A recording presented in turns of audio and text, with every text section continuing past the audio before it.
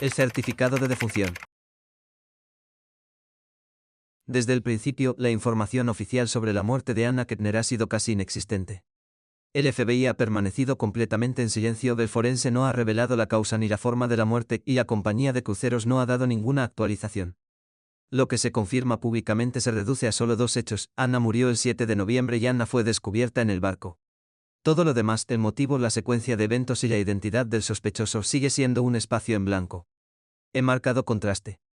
La familia ha sido la principal fuente de detalles fragmentados, muchos de los cuales se contradicen entre sí. Por ejemplo, los abuelos de Anna describieron inicialmente su relación con su hermanastro como muy cercana, como dos gotas de agua, una declaración muy criticada por la comunidad de crímenes reales dado que Anna fue asesinada dentro de la misma cabaña compartida que este hermanastro. Su relato de los últimos momentos de Anna también es inconsistente. Al principio afirmaron: Anna wasn't feeling well. She just said, Mima, I think I'm going to go back to my room for a little bit. Pero momentos después de la misma entrevista contaron que Anna volvió, se cambió de ropa, bajó al casino y dijo: Mima, os quiero. Nos vemos luego.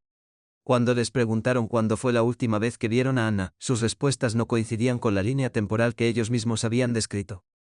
Los abuelos también revelaron que cuando el barco atracó, el hermanastro era psychosis state, they couldn't be helped, and so they needed to go to the hospital for that kind of breakdown that they were suffering from. Es la primera vez que alguien de la familia describe públicamente el estado mental extremo del sospechoso, a pesar de que las autoridades no han facilitado ninguna información de este tipo.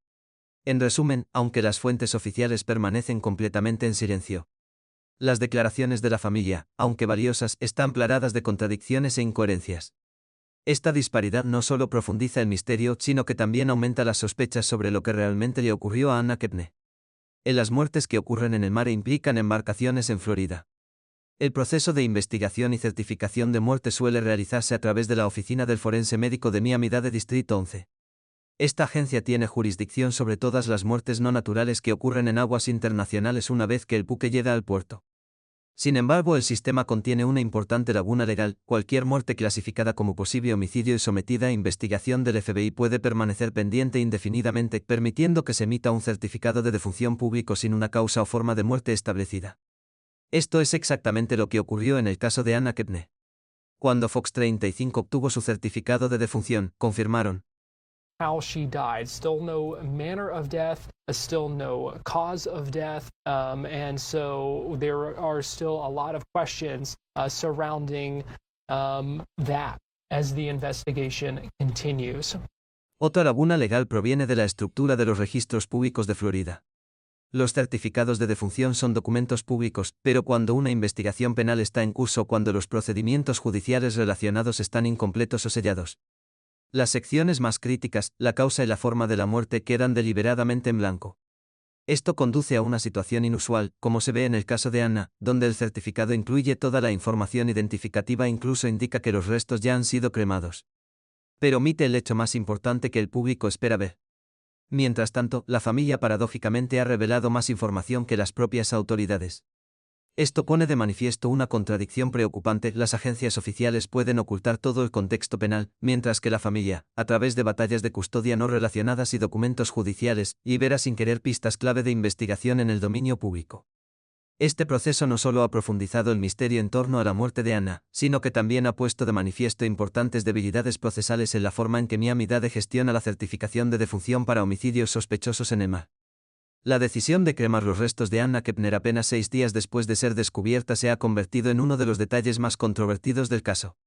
En situaciones que involucran muertes inexplicables o sospechosas, especialmente aquellas que ocurren en el mar bajo jurisdicción del FBI, las familias suelen esperar los resultados completos de la autopsia antes de tomar decisiones finales sobre el manejo de los restos.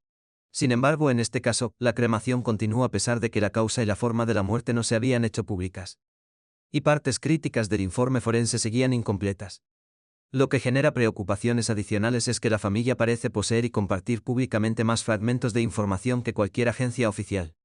Sus declaraciones y documentos legales sugieren un nivel de certeza que contrasta fuertemente con el silencio de los investigadores, creando una discrepancia que provoca un mayor escrutinio. Este desequilibrio hace que la cremación acelerada sea más preocupante, ya que podría haber destruido inadvertidamente o, como algunos especulan, intencionadamente, evidencia secundaria que a menudo solo se vuelve relevante tras revisar los hallazgos iniciales. Otro factor crucial es la situación de las circunstancias en las que se encontraron los restos de Anna. The room steward that was going in to clean the room is the one that found her. Lo que indica que el mayordomo de la cabaña, no ningún miembro de la familia, descubrió los restos. Esto plantea preguntas directas: ¿por qué nadie en la cabaña notó su ausencia durante tantas horas? ¿Por qué ningún familiar inició una búsqueda? ¿Y cómo podía alguien fuera de la familia ser el primero en descubrir sus restos ocultos? En conjunto, la ausencia de datos forenses públicos, la inusualmente rápida cronología de la cremación y las inconsistencias en los relatos familiares, la posibilidad de que se hayan perdido o destruido pruebas secundarias se convierte en un problema importante. Ya no es mera especulación, sino una brecha estructural que exige un análisis más profundo dentro del proceso investigativo más amplio. En casos de homicidio que involucran sujeción manual o compresión de cuello, especialmente la técnica conocida como barra de agarre, los forenses suelen buscar dos moretones simétricos o impresiones lineales en el cuello o la clavícula. Estas marcas son cruciales para distinguir la obstrucción accidental de las vías respiratorias de la fuerza intencionada. Sin embargo, en el caso de Anna Kepner, cualquier información relacionada con lesiones ha estado completamente ausente del registro público. El certificado de defunción publicado no indica causa de muerte ni forma de fallecimiento, y no proporciona ninguna descripción del trauma en absoluto. A la preocupación se suma la cremación inusualmente rápida, que tuvo lugar solo 6 días después de que encontraran a Anna. Una vez realizada la cremación, las evaluaciones de lesiones secundarias, como patrones de moratones retardados, daño sutil en tejidos blandos o marcas de presión compatibles con una barra de agarre, se vuelven imposibles.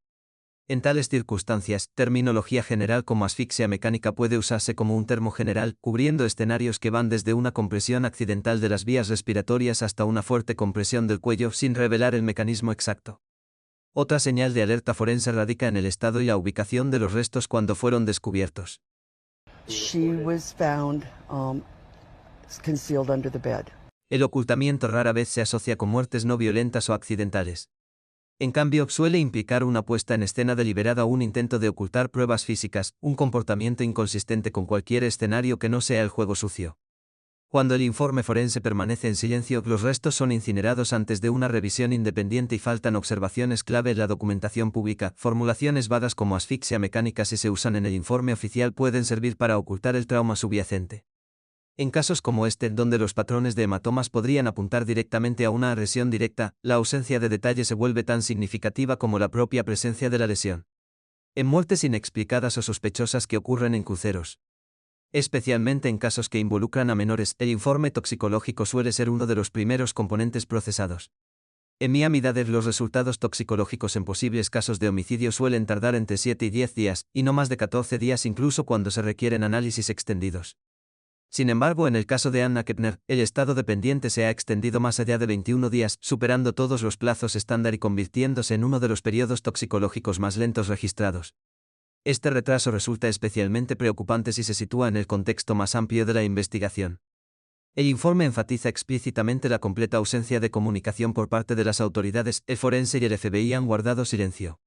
Cuando tanto el forense como el FBI se niegan a publicar incluso actualizaciones mínimas, un informe toxicológico inusualmente estancado plantea la cuestión de si esto es un retraso técnico o si los hallazgos contienen información sensible capaz de transformar todo el caso. Una explicación plausible es que el informe podría haber detectado sustancias asociadas a la sedación, efectos psicoactivos o niveles anormales de alcohol, resultados que podrían cambiar significativamente la narrativa de lo ocurrido esa noche. Esta posibilidad se vuelve aún más relevante dado que el hijastro fue hospitalizado inmediatamente después de que el barco atracara y se describió como en un estado psicológico extremo. Si la toxicología revela la presencia de estimulantes, sedantes o compuestos alucinógenos, la conexión entre la condición mental del sospechoso y la muerte de Anna se volvería mucho más concreta.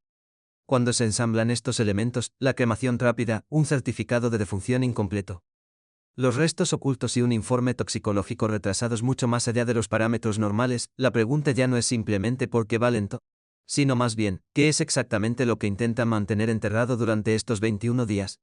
And they are saying that this stepson allegedly told them he had no idea what happened in that cruise ship. That is what the Declaraciones como esta pueden influir directamente en cómo el forense maneja el caso, ya que las agencias federales suelen solicitar que todos los resultados forenses permanezcan sellados hasta que se completen las entrevistas con testigos y posibles sospechosos. En este contexto del silencio del DO, Vallejos podría indicar la presencia de una retención investigativa, un mecanismo legítimo que permite al FBI congelar temporalmente la divulgación de información forense. Así, la retención de Vallejos de todos los hallazgos públicos refleja más que cautela, sino la interacción de presiones en competencia. Con Carnival buscando proteger su imagen y el FBI decidido a mantener el secreto investigativo, el forense se convierte en el punto de convergencia de ambas fuerzas, y el resultado es un apagón total de los datos forenses en el caso de Anna. Para entender lo inusual que es realmente el caso de Anna Kettner, hay que compararlo con otras investigaciones de homicidio en cruceros gestionadas entre 2018 y 2024. Durante este periodo, al menos 5 muertes sospechosas fueron procesadas por los forenses estadounidenses tras el atracamiento de buques en Miami, Port Canaveral o Fort Lauderdale. Los 5 casos, incluso aquellos que involucraban investigaciones activas del FBI, habían hecho públicos las causas de la muerte en un plazo de 7 a 10 días. Estos casos incluían: una mujer empujada desde un balcón 2019, forense confirmó traumatismo contundente tras 6 días. Un homicidio relacionado con una pelea a bordo del Royal Caribbean 2020, estrangulamiento manual revelado en 9 días. Un apuñalamiento en una cabaña sobre Nortegian 2021, heridas por objeto agudo liberadas tras 7 días. Una sobredosis fatal con signos de agresión 2022. Causa confirmada en 8 días. Muerte sospechosa de un menor a bordo del Carnival 2023, hallazgos completos de forense publicados en un plazo de 10 días. El hilo conductor constante en estos casos es este: incluso si el FBI continuaba su investigación criminal o ocultaba ciertos detalles, el forense proporcionaba una causa oficial de muerte de forma inmediata, sin retrasos prolongados. El hilo conductor constante en estos casos es este: incluso si el FBI continuaba su investigación criminal o ocultaba ciertos detalles, el forense proporcionaba una causa oficial de muerte de forma inmediata, sin retrasos prolongados. En cambio, el caso Kettner ha superado las 3 semanas sin determinación de causa, coincidiendo con un fuerte impulso legal para restringir el acceso público a documentos relacionados. El informe señala: on whether or not the judge involved is going to put that gag order, is going to seal the case. En casos anteriores, ninguna familia intentó sellar procedimientos judiciales no relacionados ni impedir la divulgación de información forense. Esta comparación más amplia hace que un hecho sea innegable: el caso de Anna es el único en 6 años en el que la causa de la muerte permanece completamente sin revelar más de 20 días después. Tal desviación no puede explicarse mediante un procedimiento rutinario. Señala fuertemente la presencia de pruebas legalmente sensibles o de un escenario penal tan grave que el forense no puede, o no se le permite, publicar los hallazgos dentro del plazo estándar. Who are they protecting?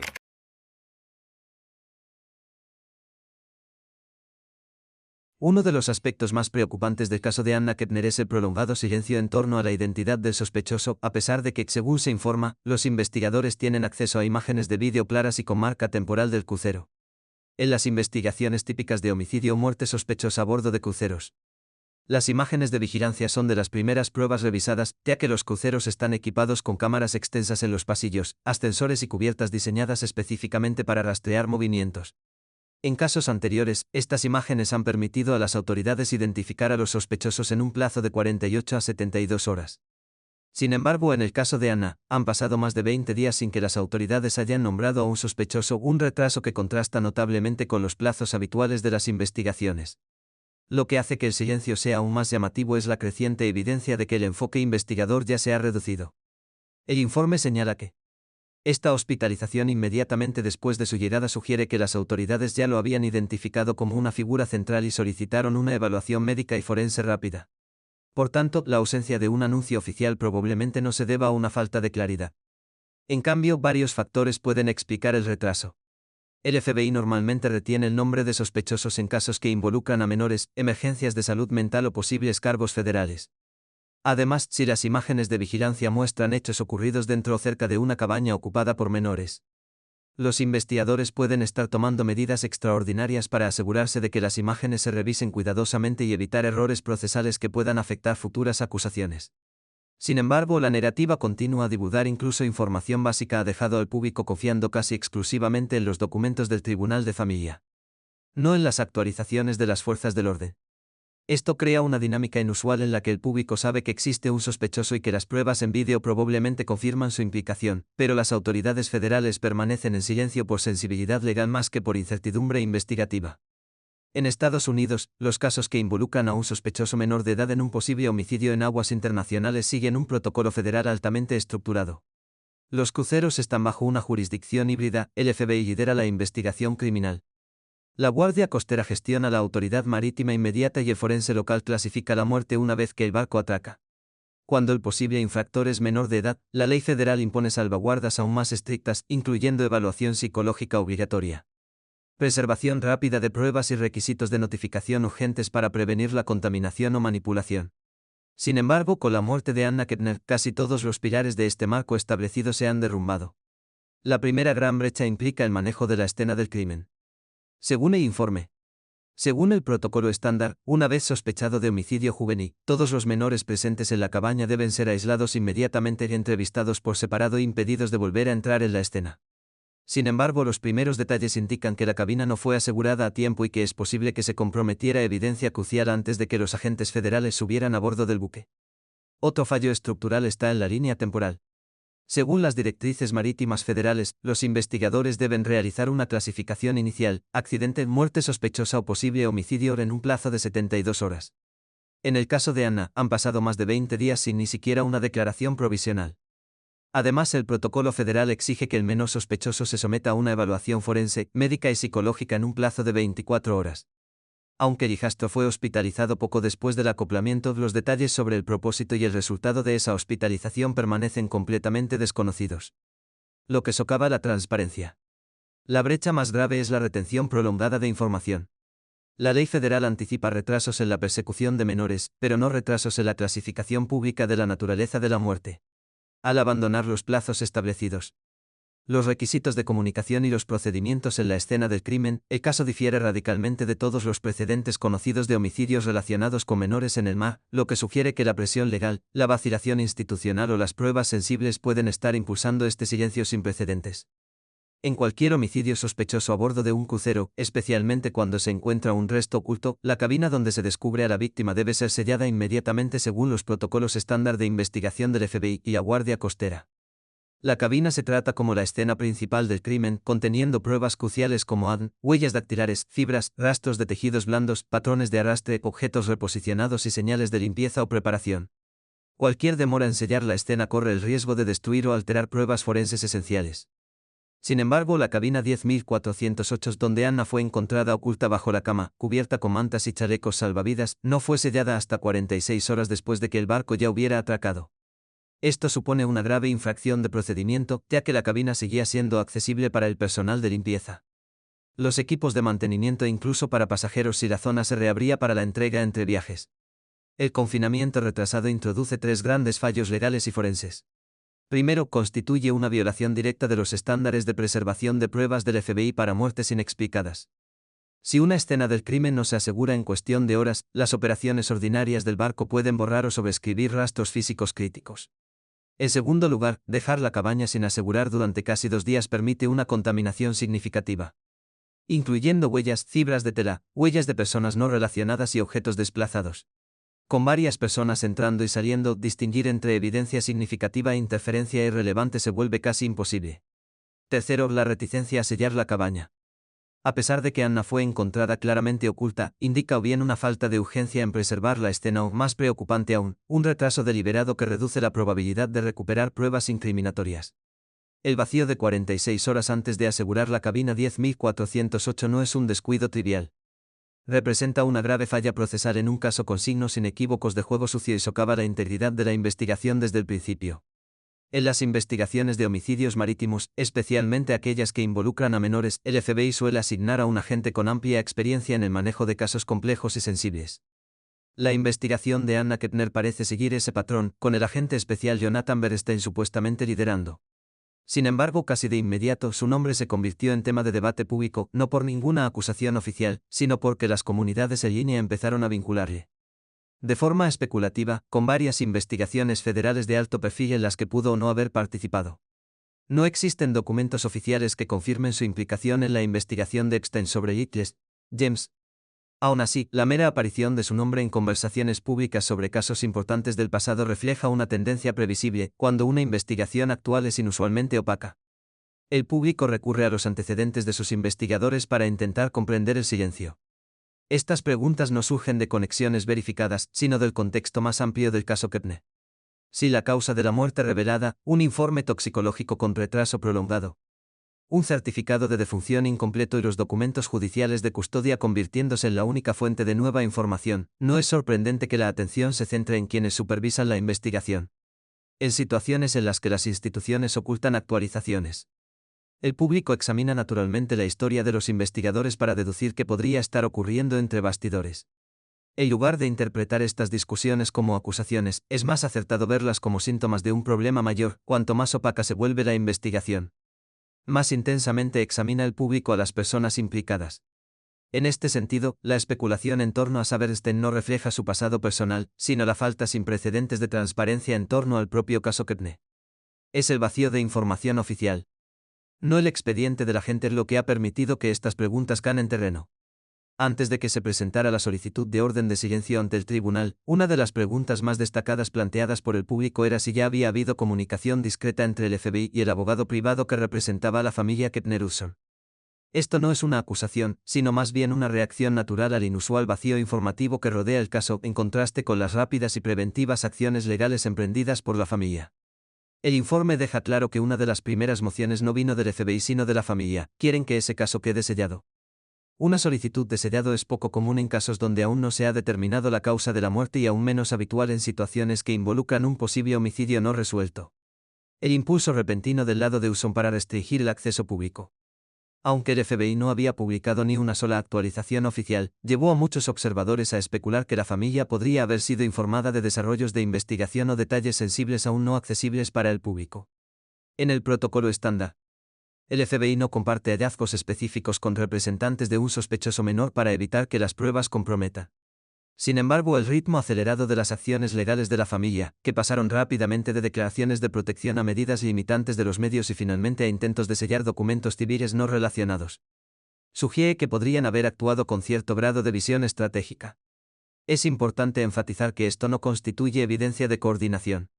En cambio, ilustra cómo el vacío informativo ha creado la percepción de posibles intercambios confidenciales. Cuando el FBI permanece en silencio, del forense permanece en silencio y la línea de cruceros permanece en silencio, pero la familia actúa agresivamente para cerrar el acceso público. El momento se vuelve evidente. En última instancia, es la opacidad de la investigación, más que cualquier documento o declaración, lo que ha alimentado la sospecha pública de que pudieron haber ocurrido comunicaciones privadas antes de que se solicitara la orden de silencio. Los cruceros que operan en aguas internacionales se encuentran dentro de una compleja red de jurisdicciones superpuestas. Aunque el FBI puede ejercer autoridad una vez que un ciudadano estadounidense resulta dañado, ciertas categorías de registros, incluido el manifiesto completo de pasajeros y los documentos de registro, técnicamente permanecen bajo el control del estado de bandera. En el caso del Horizonte del Carnaval, esa jurisdicción pertenece a Panamá. Según la ley marítima, los agentes federales pueden solicitar estos documentos formalmente, pero hacerlo desencadena un largo proceso diplomático que involucra a la Autoridad Marítima de Panamá, la Oficina de Registro del Buque y la Organización Marítima Internacional. Dado el ya inusual silencio en torno al caso, como señala el informe, los cruceros que operan en aguas internacionales se encuentran dentro de una compleja red de jurisdicciones superpuestas. Aunque el FBI puede ejercer autoridad una vez que un ciudadano estadounidense resulta dañado, ciertas categorías de registros, incluido el manifiesto completo de pasajeros y los documentos de registro, técnicamente permanecen bajo el control del estado de bandera. En el caso del Horizonte del Carnaval, esa jurisdicción pertenece a Panamá. Según la ley marítima, los agentes federales pueden solicitar estos documentos formalmente, pero hacerlo desencadena un largo proceso diplomático que involucra a la Autoridad Marítima de Panamá, la Oficina de Registro del Buque y la Organización Marítima Internacional. Dado el ya inusual silencio en torno al caso, como señala el informe, no ha habido ninguna declaración oficial sobre lo que está ocurriendo en ese caso. El FBI podría haber decidido que invocar mecanismos formales a través de Panamá ralentizaría aún más la investigación.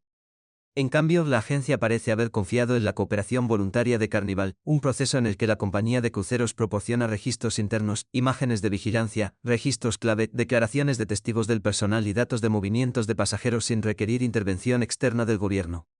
Sin embargo, confiar únicamente en la cooperación voluntaria no está exento de riesgos. Las compañías de cruceros tienen un interés inherente en limitar la responsabilidad, proteger la reputación de la marca y evitar publicidad negativa. Aunque Carnival puede proporcionar los documentos solicitados por el FBI, no está obligado a entregar la totalidad de su registro a menos que se le obligue una orden formal enviada a través de Panamá. Esto significa que cualquier información que la empresa decida no enfatizar, como discrepancias en la asignación de cabinas, anomalías en tarjetas de acceso o registros de personal, puede no entrar nunca en el expediente de investigación a menos que los agentes federales insistan en una revisión completa de manifiesto a través de canales diplomáticos. La decisión de evitar el proceso formal de registro en Panamá puede reflejar un cálculo estratégico, la rapidez y el acceso por encima de la completitud. Pero en un caso ya marcado por lagunas procesales y retrasos sin precedentes, la dependencia de la cooperación voluntaria de Carnival solo aprofunda las preocupaciones sobre si cada información relevante ha sido realmente asegurada. En cualquier muerte en un crucero con posibles elementos criminales, el sistema de XITV es una de las fuentes de evidencia más críticas. La mayoría de los buques Carnival están equipados con cámaras de alta resolución que almacenan automáticamente las imágenes durante 7 a 30 días, y el sistema no puede borrarse manualmente sin una intervención deliberada de la seguridad a bordo. Por esa razón, la desaparición de 4 segmentos de vídeo entre las 2 a.m. y las 6 a.m. del 7 de noviembre del mismo periodo en el que se cree que murió Ana, se ha convertido en una de las mayores señales de alerta del caso. Fuentes de investigación marítima señalan que los segmentos de DCTV perdidos generalmente ocurren solo en 3 circunstancias: un fallo de sincronización o almacenamiento, una eliminación manual deliberada, una supresión autorizada solicitada por una agencia externa rara y siempre documentada. En el caso de Anna, Carnival no ha dado explicaciones técnicas, y el FBI nunca ha confirmado haber solicitado restricciones de acceso.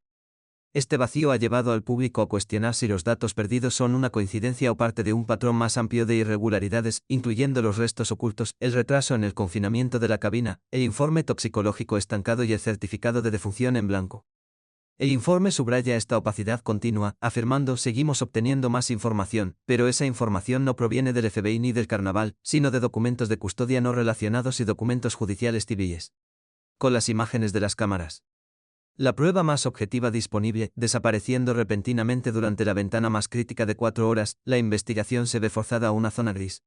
Sin vídeo, los investigadores pierden la capacidad de confirmar que entró en la cabaña 10.408. Los movimientos del sospechoso. En cuanto los restos quedaron ocultos bajo la cama, si había un tercero presente. La desaparición de estos 4 segmentos no es simplemente un fallo técnico, sino una ruptura crítica en la preservación de pruebas, una que altera fundamentalmente la trayectoria de todo el caso. Ya el segundo día tras el atraque del barco, la familia informó que indicaba que el sospechoso menor estaba experimentando una crisis de salud mental. Su hospitalización y el malestar psicológico reportado se destacaron como parte del panorama general, pero no como base para sacar conclusiones o asignar culpas. Dado que en ese momento no se habían publicado resultados de la autopsia ni declaraciones oficiales del FBI, el enfoque inicial en la salud mental podría reflejar un enfoque legal protector para un sospechoso menor en lugar de un intento de definir la naturaleza del incidente. Sigue siendo un elemento de una narrativa incompleta. ¿Cómo se expuso el caso de asesinato? El caso de divorcio Hudson contra Hudson, presentado bajo el 5-2024 de 45.679, es uno de los elementos legales más significativos necesarios para comprender el contexto más amplio de la investigación de Anna Kepne. El primer detalle llamativo es el momento: la petición se presentó solo 28 días antes de que la familia se embarcara en el horizonte del Carnival. Esto indica que la familia ya estaba atravesando un periodo de convulsiones legales, financieras y de custodia, lo que ayuda a explicar por qué los documentos de divorcio se han convertido en la fuente de información más reveladora del caso, aunque por naturaleza no están directamente relacionados. Como indica el informe, no se puede pasar por alto la proximidad entre la fecha de presentación y el crucero. Cuando una pareja entra en una fase de custodia impugnada, la supervisión y gestión de menores suele volverse más complicada, especialmente en familias reconstituidas cuyos roles, límites y estructuras de autoridad siguen siendo inestables. Esto se vuelve aún más relevante dado que la cabaña que compartía Anna incluía niños de 2 estructuras familiares diferentes, además de en disputas por la custodia. Cada parte suele buscar destacar o recopilar información desfavorable para la otra. Así, la aparición repentina de detalles como referencias a asesinato, notas sobre el estado psicológico del hijastro y la presión para sellar el caso puede reflejar una estrategia legal de una o ambas partes en lugar de un relato directo de los hechos a bordo. El hecho de que el divorcio se presentara solo 28 días antes del viaje crea un trasfondo único: una familia en tensión legal entrando junta en un espacio reducido, donde las cabañas compartidas, la supervisión borrosa y la inestabilidad familiar pueden haber contribuido a la tragedia. Por tanto, el caso Hudson contra Hudson se ha convertido en una pieza inseparable del rompecabezas, lo que explica por qué los documentos civiles contienen ahora información más relevante que los antecedentes penales que aún conserva el FBI. Un detalle llamativo es que 17 documentos del caso Usson permanecieron sellados durante 9 meses, pero fueron desvelados repentinamente justo después de la muerte de Anna. El momento plantea importantes preguntas, ya que documentos largamente enterrados en una disputa civil de custodia se convirtieron inesperadamente en fuentes clave de información sobre un incidente fatal en el mar. La decisión abrupta del tribunal de levantar el sello puede reflejar una necesidad de transparencia entre las partes, o puede indicar que esos documentos adquirieron relevancia inesperada para la investigación federal. En cualquier caso, la desvelación marca un cambio crucial en la forma en que se cruzan los contextos civil y penal. En los días posteriores a la muerte de Anna Kettner, el panorama legal que rodeaba a la familia Kettner-Usson estalló de una manera que pocos podrían haber previsto. Era como si una serie de tensiones latentes rompiera la superficie de golpe. El primer dominó en esta reacción en cadena fue la moción de custodia de emergencia.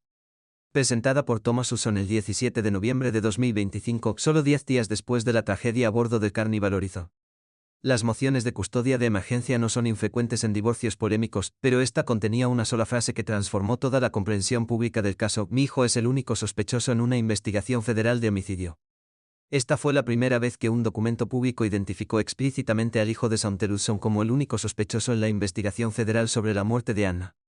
Hasta ese momento del público solo tenía fragmentos. Anna se había estado alojando en una cabaña con 2 chicos, el FBI mantuvo completo silencio, del forense ocultó la causa de la muerte y la compañía de cruceros evitó comentar. Y sin embargo, la revelación decisiva no vino del FBI, las autoridades de Miami-Dade ni el Carnaval, sino de una demanda civil de divorcio. Esto planteó una pregunta seria: ¿cómo llegó Thomas Usson a estar tan seguro de que su hijo era el objetivo principal de una investigación federal? ¿Recibió información directa de los investigadores? ¿Su equipo legal interpretó ciertos comportamientos como señales? ¿O estaba reaccionando a información compartida en privado dentro de la familia reconstituida? Sea cual sea el origen, el momento de su moción de emergencia revela un sentido de urgencia. Que creía que los riesgos legales para su hijo se habían vuelto inmediatos y graves.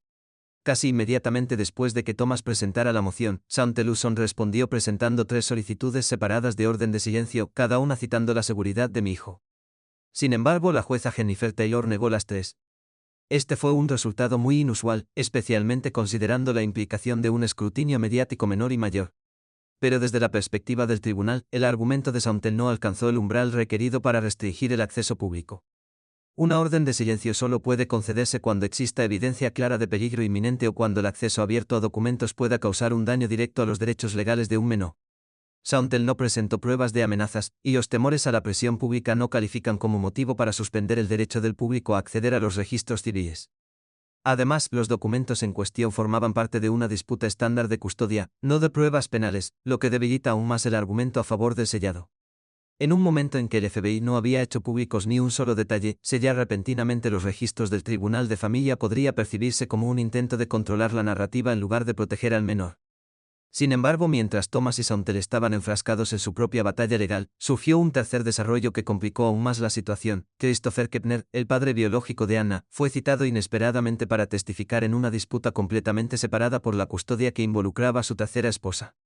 Lo que llamó la atención no fue solo su implicación en otro caso de custodia, sino el momento de su citación, que coincidió exactamente con la fecha en que muchos creían que el FBI podría presentar una acusación formal en el caso de Anna. ¿Por qué Christopher sería llamado a testificar en un momento tan delicado? Una posible respuesta reside en la naturaleza estratégica del derecho de familia.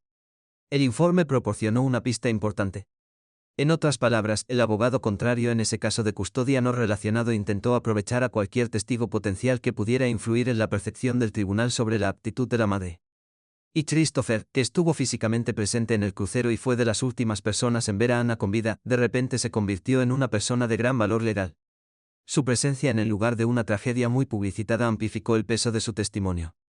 La coincidencia entre su citación y el calendario anticipado del caso federal creó una rara colisión entre las esferas civil y penal. Si Christopher testificaba bajo juramento, podría revelar inadvertidamente detalles relacionados con la investigación federal. O su testimonio podría influir en cómo el tribunal civil interpretó la estabilidad y el juicio parental de la familia Usson. Por el contrario, el FBI podría haber tenido que retrasar la publicación de hallazgos claves si uno de sus testigos centrales estaba simultáneamente navegando una audiencia de custodia a nivel estatal.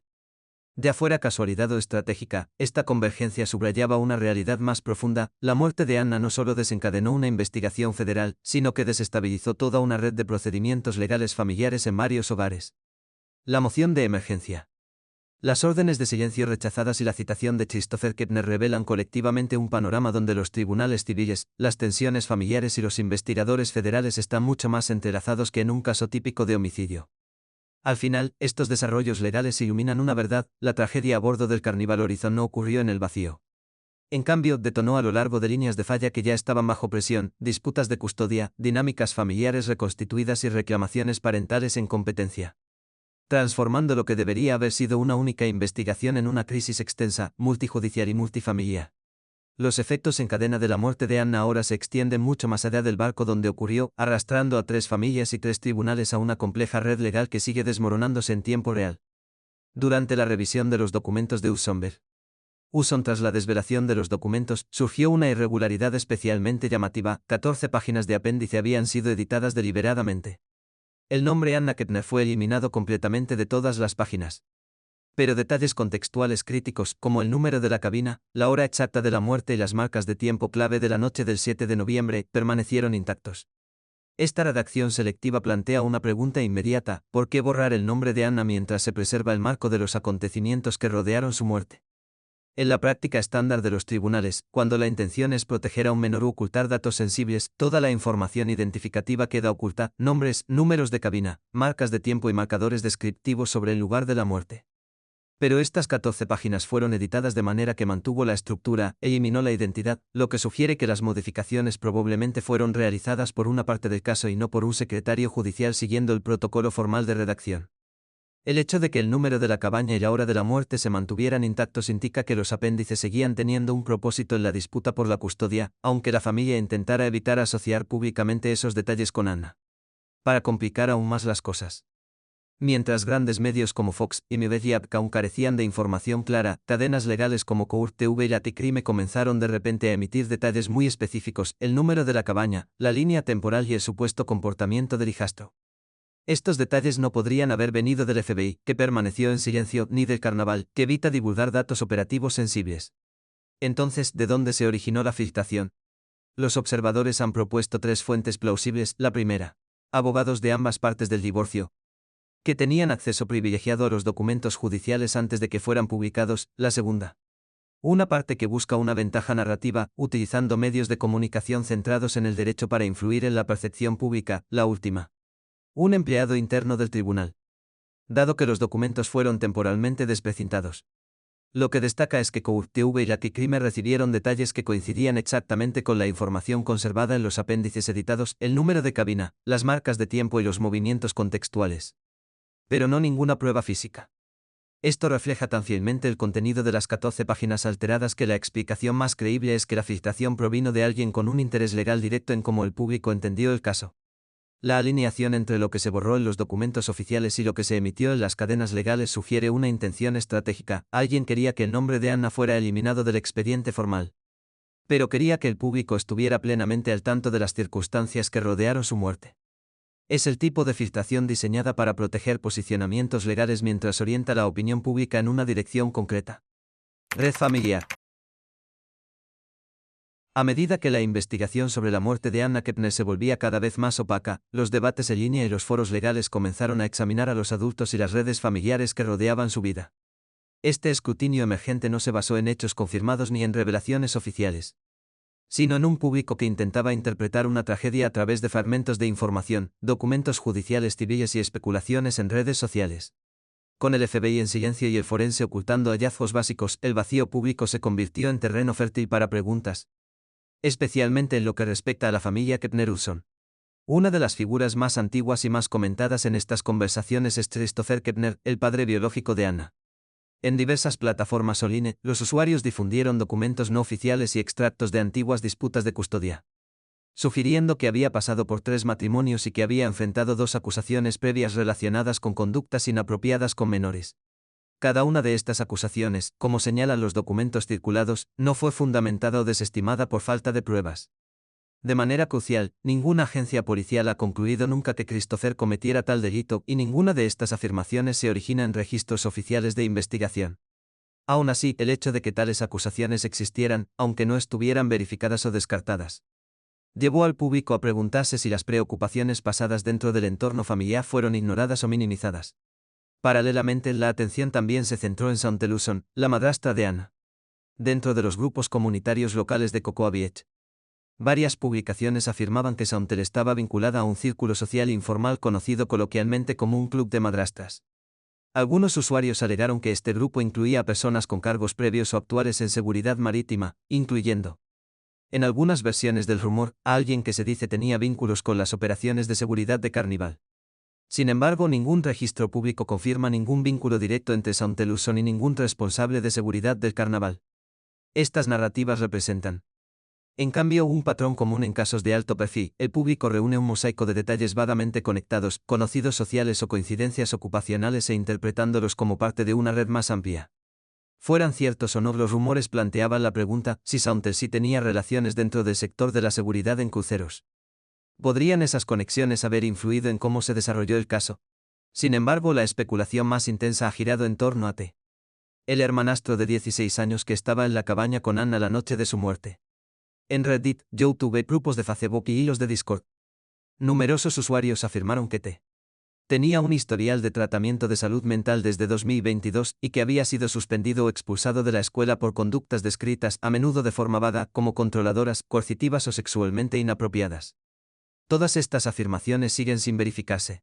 Ninguna está respaldada por declaraciones de las fuerzas del orden, registros escolares o documentos judiciales. Provienen de cuentas anónimas, cadenas de capturas de pantalla o resúmenes de boca a boca dentro de comunidades online. Sin embargo, la persistencia de estos rumores plantea una pregunta pública razonable: si T había experimentado problemas de conducta o de salud mental, ¿existían sistemas para abordarlos? Y si estas historias son completamente falsas, ¿por qué se le pegaron tan rápido? Las investigaciones de alto perfil suelen generar este tipo de narrativas porque la ausencia de información oficial permite que la especulación se precipite y llene el vacío. En el caso de Anna, el vacío es enorme, sin causa de muerte, sin nombre oficial del sospechoso, sin aclaración temporal, sin informe del Carnaval y sin evaluación psicológica revelada. Los partidarios de la familia Lawson refutan estas narrativas argumentando que los rumores no representan más que una ola de difamación en línea. Insisten en que no existen registros de salud mental, que las denuncias de expulsión escolar son falsas y que T es simplemente un adolescente tímido y socialmente vulnerable que experimentó una reacción psicológica grave ante un evento traumático. Estos defensores argumentan que retratarle como peligroso o patológico es tanto injusto como carece de pruebas. Sin embargo, en lo que ambas partes coinciden es que la falta de transparencia por parte de las autoridades está alimentando la confusión. El FBI no ha publicado ningún hallazgo. El forense ha omitido la causa de la muerte. Carnival ha evitado comentar sobre el caso. Sin una narrativa oficial que ancle la comprensión pública, las afirmaciones no verificadas empiezan a tener más peso simplemente porque son las únicas narrativas disponibles. En última instancia, las especulaciones sobre Christopher Saunte y T no confirman nada sobre su implicación o sus historias personales. Pero sí revela el contexto en el que vivió Anna, una familia reconstituida con múltiples disputas legales, batallas por la custodia superpuestas y dinámicas interpersonales que los forasteros solo pueden imaginar. En un caso definido por documentos sellados, imágenes de cámara desaparecidas y un prolongado silencio investigativo, estas preguntas sin respuesta han transformado la muerte de Anna de una tragedia marítima en un retrato complejo de familia, rumores comunitarios e incertidumbre pública. Mientras el público buscaba respuestas sobre la muerte de Anna Kettner, de 18 años, comenzaron a circular nuevas capas de especulación sobre incidentes previos dentro de la familia, dinámicas funerarias disputadas y tensiones con personas cercanas a Anna. Ninguna de estas narrativas ha sido confirmada por las autoridades, pero su persistencia ilustra la creciente desconfianza en torno a quienes están vinculados al caso. Una de las historias más comentadas en Internet tiene que ver con un supuesto incidente en 2024 en el que se dice que el hermanastro de 16 años, T, se metió en la cama de Anna mientras dormía. Según los debates que circularon en redes sociales, la familia supuestamente desestimó la situación como bromas infantiles o comportamientos inofensivos de hermanos. Estos relatos no pueden verificarse de forma independiente y la familia no ha hecho comentarios públicos sobre el asunto. Aún así, para muchos observadores, el supuesto incidente sí ocurrió, plantea preguntas sobre los límites y la supervisión dentro de un hogar reconstituido ya marcado por disputas de custodia y cambios en los roles parentales. Ante la ausencia de claridad por parte de los adultos implicados, esta historia no confirmada se ha convertido en parte del debate público más amplio sobre si podrían haber existido señales de advertencia mucho antes del crucero. Una segunda narrativa que está ganando popularidad en Internet trata sobre la madre biológica de Anna, Ethel Kettner, y su limitada participación en los servicios funerarios de su hija. Varias publicaciones y hilos comunitarios alegan que a Eater se le prohibió asistir a partes de la ceremonia y que fue amenazada con acciones legales si intentaba hablar públicamente sobre el caso. Estas afirmaciones siguen sin fundamento, sin documentación pública que las respalde. Aún así, los comentaristas han cuestionado si la familia intentaba controlar la narrativa en torno a la muerte de Anna restringiendo la implicación de individuos que pudieran contradecir el mensaje oficial de la familia. Si esto refleja una posición legal genuina, hostilidades interpersonales de larga data dentro de la familia o simplemente una exageración en Internet, sigue siendo desconocido. Lo que está claro es que el silencio público casi total de Eater ha intensificado las especulaciones de quienes creen que fue apartada durante el momento más emocionalmente significativo de la vida y muerte de su hija. El tercer grupo de denuncias gira en torno a Hostey, el exnovio de Anna, que se convirtió en una figura de interés para los investigadores en línea tras la aparición de capturas de pantalla de mensajes de texto supuestamente enviados por Anna poco después de su muerte. Según las acusaciones que circulan, la familia Kepner estaba disgustada de que Hoss compartiera estos mensajes públicamente y supuestamente contratara a un investigador privado para vigilar y o rastrear sus comunicaciones. De nuevo, ninguna de estas afirmaciones puede ser verificada de forma independiente y no se ha identificado ningún investigador. Los partidarios de la familia argumentan que esta narrativa es poco plausible, insistiendo en que las investigaciones privadas son caras e innecesarias cuando el FBI ya está involucrado. Sin embargo, otros sostienen que las familias sometidas a un escrutinio extremo a veces recurren a canales no oficiales para proteger su reputación o recopilar información fuera de la supervisión policial. Sin confirmación de Hoss ni de la familia, la historia sigue siendo puramente especulativa, pero su existencia refleja el ambiente inusualmente adversarial que se formó en torno a las relaciones sociales de Anna tras su muerte. Finalmente, una atención pública significativa se ha centrado en las acciones de Barbara y Jeffrey Kepner, los abuelos maternos de Anna.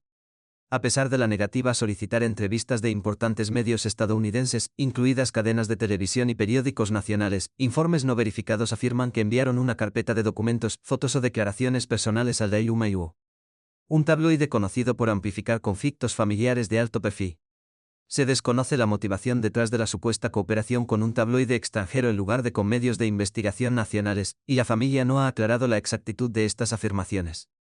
Si es cierto, algunos observadores argumentan que podría indicar un intento de eludir el escrutinio local o de compartir su perspectiva con un medio menos restringido por las convenciones periodísticas estadounidenses.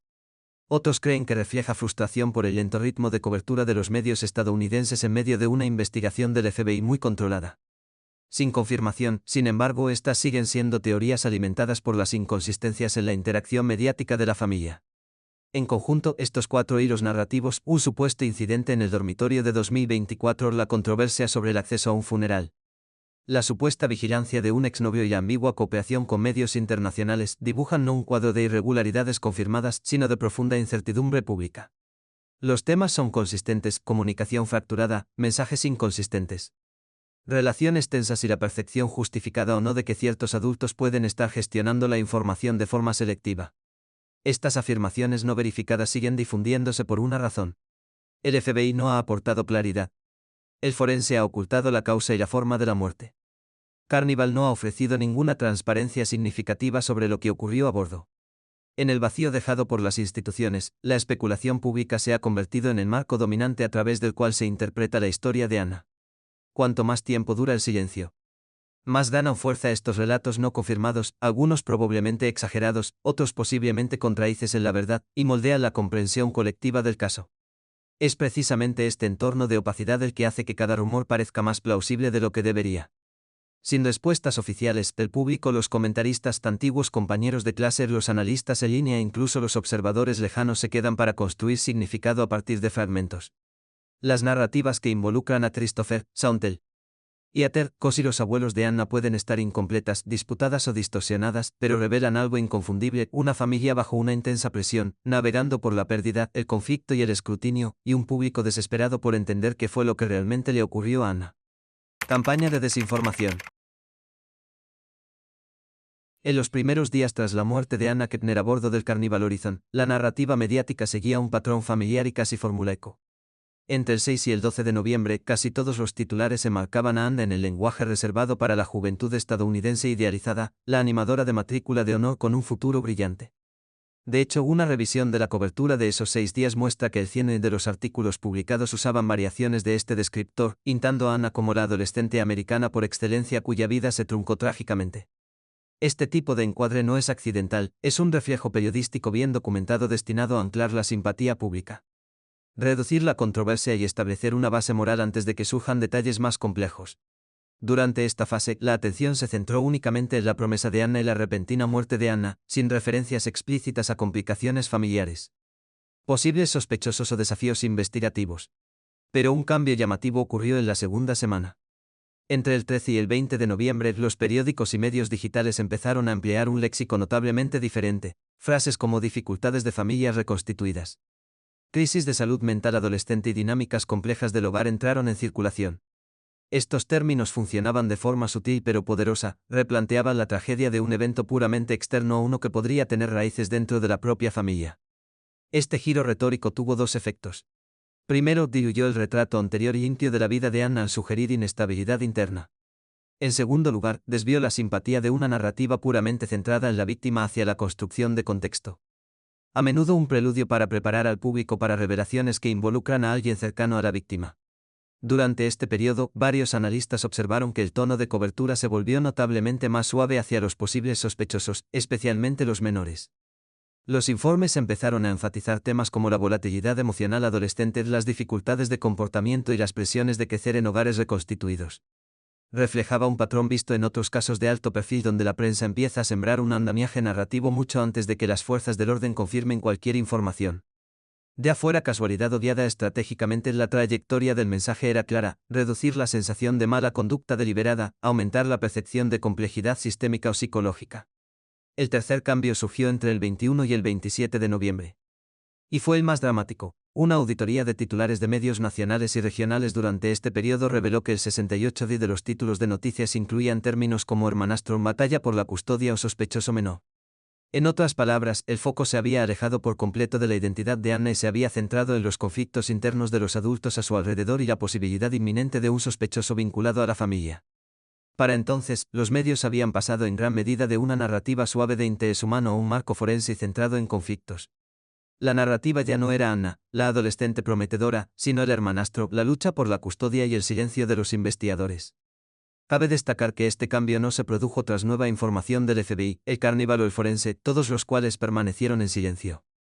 En cambio, el cambio de tono pareció coincidir estrechamente con la publicación de documentos del Tribunal de Familia no relacionados y la creciente circulación de informes secundarios, entrevistas y materiales filtrados. Es en este contexto donde los observadores empezaron a cuestionarse si los especialistas en mensajería externa estaban moldeando la trayectoria de la percepción pública. Lo que nos lleva a Precision Strategies, una conocida empresa de comunicaciones de crisis que, según se informa, fue contratada por Carníbal el 8 de noviembre, menos de 24 horas después de que se descubriera el cuerpo de Anna.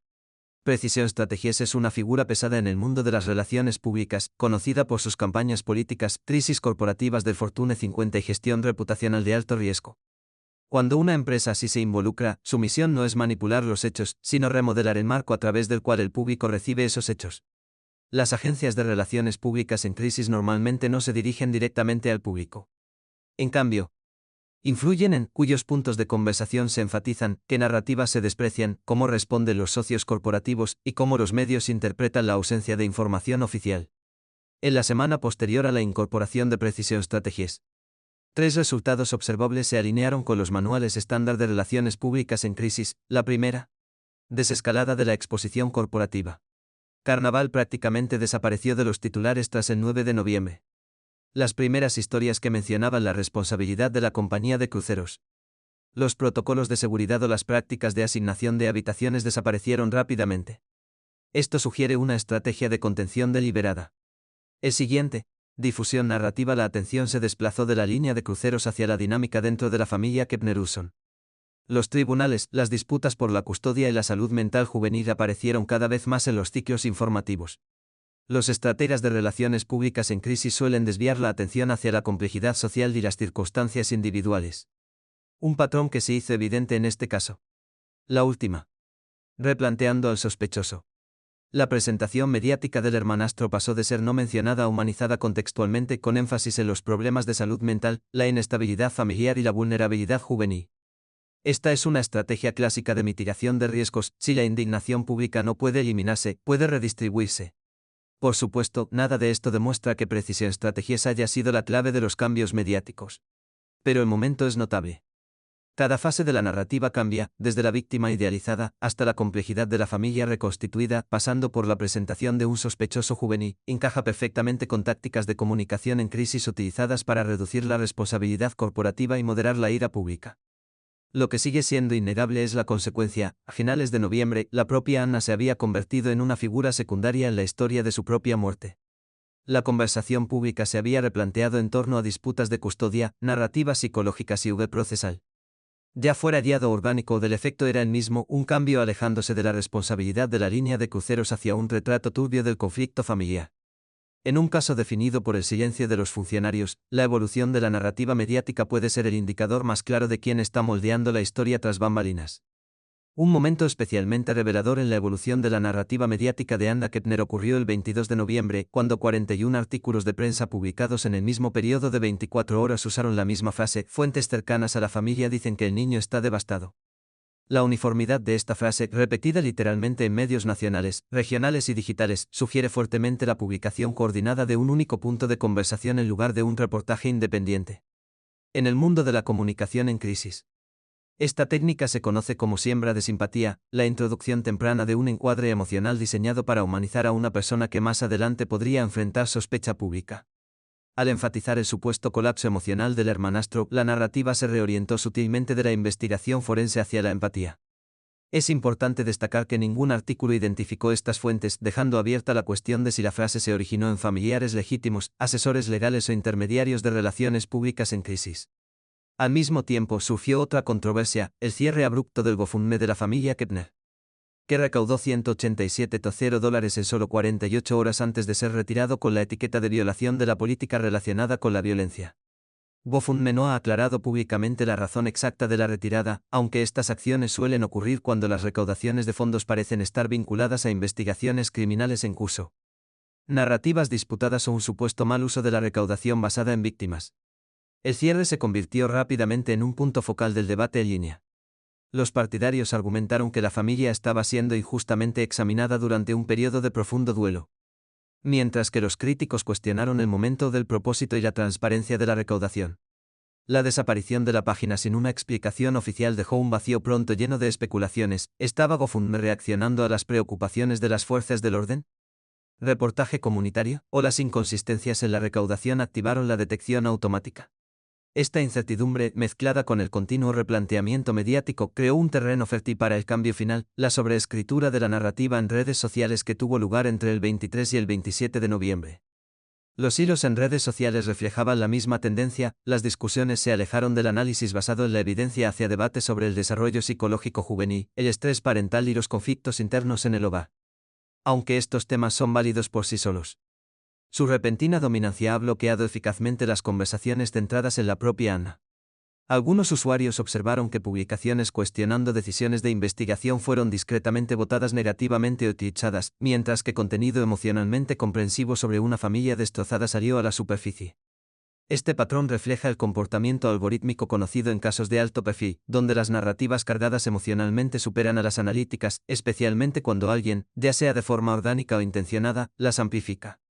En última instancia, el efecto combinado de estos acontecimientos, la mensajería coordinada de niño devastado, el colapso inexplicado de un GoFundMe de 6 cifras y la reescritura algorítmica de la conversación en redes sociales, crearon un panorama en el que el foco se alejó de la justicia para Anna y se centró en el bienestar emocional de quienes la rodean. Ya sea que este cambio surgiera de forma natural a través del duelo colectivo guiado sutilmente por gestores de reputación, su impacto es innegable. A finales de noviembre, la atención pública ya no giraba en torno a la cuestión central de lo que ocurrió, sino en la narrativa más suave de cómo se sentía la familia. Mientras la investigación sobre la muerte de Anna Keppner continúa sin claridad oficial, analistas legales e investigadores en línea han comenzado a delinear los objetivos finales más plausibles basándose en la ley de Florida, la ley marítima federal y la gestión de muertes previas en cruceros que involucraban a menores. Cada escenario varía en consecuencia, pero todos comparten un tema común: el resultado puede depender menos de la investigación forense y más de la jurisdicción, la clasificación y las decisiones estratégicas de los adultos que rodean el caso. La primera y más debatida posibilidad implica que el hermanastro sea procesado por el sistema de justicia juvenil de Florida. Según la ley de Florida, incluso en casos que impliquen lesiones corporales graves o muerte, si los fiscales se niegan a presentar directamente al menor ante el tribunal de adultos, la pena máxima para menores está limitada a 3 años en un centro de internamiento juvenil de alta seguridad, seguidos de libertad supervisada hasta los 21 años. Esto significa que si el caso se clasificara formalmente como homicidio juvenil, la exposición legal sería drásticamente menor de lo que el público podría suponer. Factores como las evaluaciones psicológicas, la estabilidad familiar y el historial conductual previo del menor suelen influir en que los fiscales escalen a un menor ante el tribunal de adultos. Si la narrativa sigue enfatizando la inestabilidad emocional, las dificultades de salud mental o los factores de estrés de familias reconstituidas, la probabilidad de que se procese un adulto disminuye. En tal escenario, la indignación pública podría ser extensa, pero las consecuencias legales seguirían limitadas al techo legal. El segundo escenario se centra en la deriva de clasificación, la posibilidad de que el caso pueda ser finalmente dictaminado como muerte por accidente o indeterminado. Estas clasificaciones no son infrecuentes en muertes marítimas que involucran circunstancias poco claras, pruebas físicas limitadas o relatos contradictorios de personas presentes a bordo. Los analistas especulan que si la familia llega a un acuerdo civil con Carnival, la presión para publicar conclusiones definitivas podría disminuir. Los acuerdos civiles en casos marítimos suelen contener disposiciones de confidencialidad, lo que puede incentivar indirectamente un cambio hacia conclusiones forenses ambiguas o no comprometedoras. Una clasificación indeterminada permite a todas las partes evitar asignar intencionalidad o culpa, mientras que accidente presenta el evento como accidental, una designación utilizada en varios casos de cruceros durante la última década. Un resultado así neutralizaría efectivamente la responsabilidad penal, pero dejaría sin resolver la sospecha pública continua. El tercer y último escenario implica el sellado permanente del expediente del caso del FBI bajo las protecciones federales de privacidad juvenil.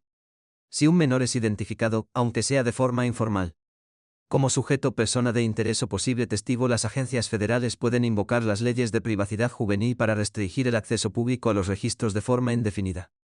Esto incluye entrevistas, análisis de vigilancia, informes forenses y memorandos internos de investigación. En varios casos anteriores del FBI que involucraban a menores en cruceros, los expedientes estuvieron sellados durante décadas, sobreviviendo incluso a litigios civiles. Si se invoca aquí, significaría que el público podría no ver nunca la cronología completa de la investigación, la reconstrucción del FBI de la noche ni ninguna conclusión interna sobre lo ocurrido en la cabaña 10.408. Este escenario se vuelve más plausible si las fuerzas del orden creen que la divulgación de información podría causar daño a un menor o dificultar futuros esfuerzos de rehabilitación. En conjunto, estas tres vías representan los resultados estructuralmente más coherentes dado el actual silencio de las autoridades, la implicación de un menor y las complejidades únicas de la jurisdicción marítima. Aunque el público pueda desear una explicación definitiva o una justicia transparente, la resolución final podría encajar en una de estas categorías legalmente aisladas, priorizando cada una la contención procesal sobre la claridad pública.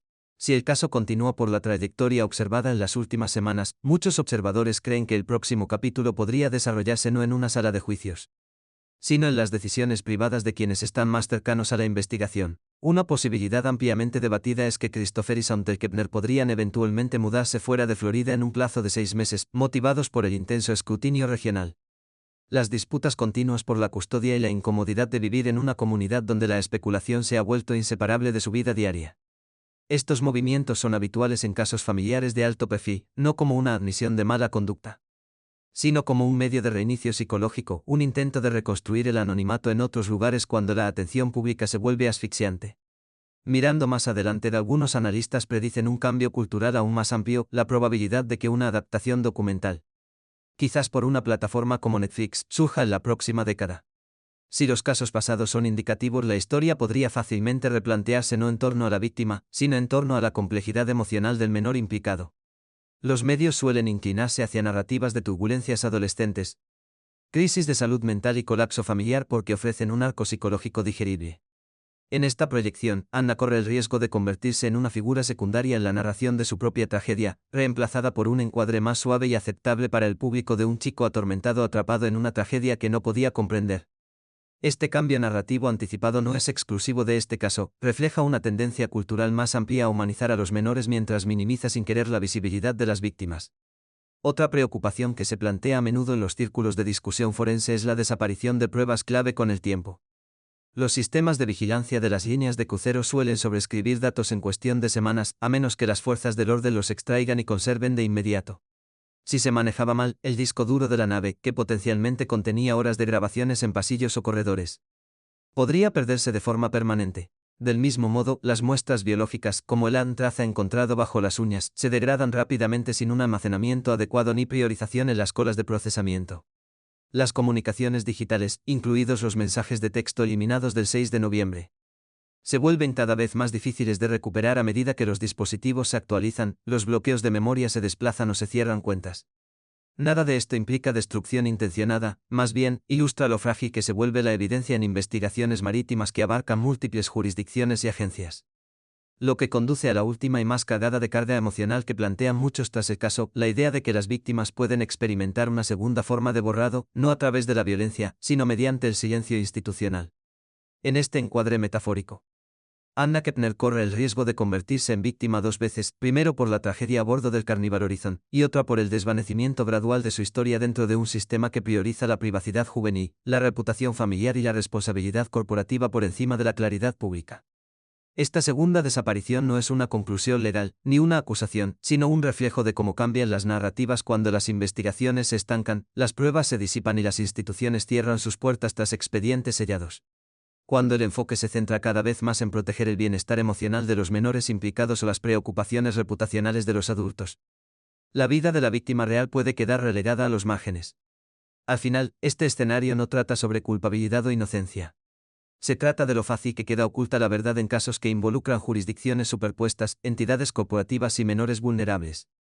Y el miedo compartido por muchos observadores es sencillo, que la voz de Anna algún día desaparezca no porque las respuestas sean imposibles, sino porque los sistemas responsables de proporcionarlas eligen no hablar.